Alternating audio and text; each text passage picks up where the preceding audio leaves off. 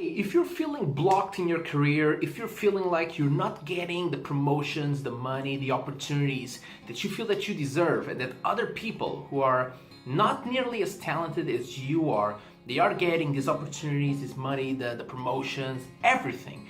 And you're wondering what the hell is wrong with the world, and you have no clue about what's wrong. This video is gonna be the best thing that ever happened to you. I can promise you that, because it happened to me too. For years, I was in that exact situation. I started to do the obvious thing, which is to blame others, right? Oh, that guy's getting the promotion because he's a friend of the boss, of course, right? But then I decided, I need to change this company. This whole thing, this whole game is rigged, so I need to get out of here. And then on the other company, the same thing was happening. So this time I did the right thing, which was to actually learn what these guys were doing that I was obviously not doing. And this research, this learning experience brought me to this conclusion that it's really about three simple things that once I tell you, you'll probably say, hey, this is it? Like, really? This will work. This is gonna be the difference between unblocking my career and actually moving faster than ever before. Really? Well, yes. So let me share you the three keys, which I believe this is the holy grail of sales, which is, by the way, the fundamental thing that we're talking about here. See, there's nothing in the world is gonna be sold without actually having someone, a group of people, making some effort to make that product visible, okay? Make sure that people have the right perception of value of that product, okay? And then blowing people's expectations away by over-delivering on what they were expecting, in a way that makes them feel like, oh my God, this is awesome. This is even better than I thought that this would be.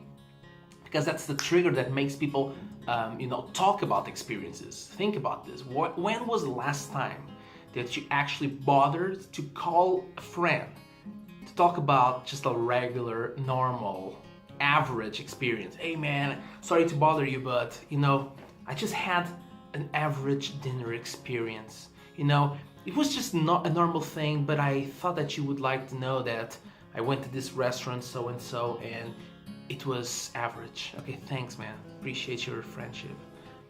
Your friend would be like, really? What is wrong with this guy, right? What were you drinking, man, in that restaurant? So we talk about either two things: extraordinary, positive, wonderful, dream-like experiences, and nasty experiences. Actually, we end up talking more about nasty experiences than the awesome ones. The point is this: you need to blow expectations away. Now notice this. Think about the people who are right now being more successful than you are. Not because they are, their work is better than yours, because it's not. But think about these people. I'm going to show you why you're stuck and they are, blowing up in their careers. The thing is this: let's imagine that this level right here, we're going to go from 0 to 100. Okay, and on the level of results, your results, okay, from 0 to 100, let's say that you are like in here, above here, like what, 60%, let's say 60%, all right? Now this is your results. Now this level, let's say 40%, is where the other guys are, okay, the other guys who are completely blowing you away, all right? Now, thinking about the keys again, the first key is the expectation key, okay? If the people who have the power to promote you, to give the opportunities that you want, if they have expectations over here about your work, even though you're doing really better than the other guys, this gap between what you're delivering and what they were expecting, it's negative, right? It's below their expectations.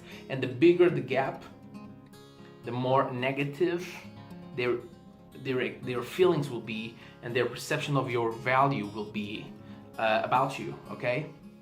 So what you really want to do is make sure that you are blowing their expectations. If their expectations were here, imagine here, and you were delivering this same, it's the same results, right? 60% of a result, but this positive gap will make them feel like, oh my God, this person is awesome.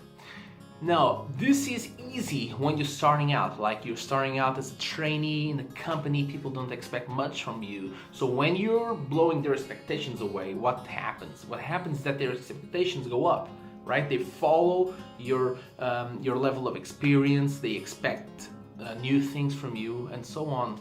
So the strategy here would not be to make sure that the expectations are low. Like it would be crazy, like someone like me, 11 years of experience in the IT software development industry, and it would be crazy for me to try to lower everybody's expectations about my work to like a trainee level, okay?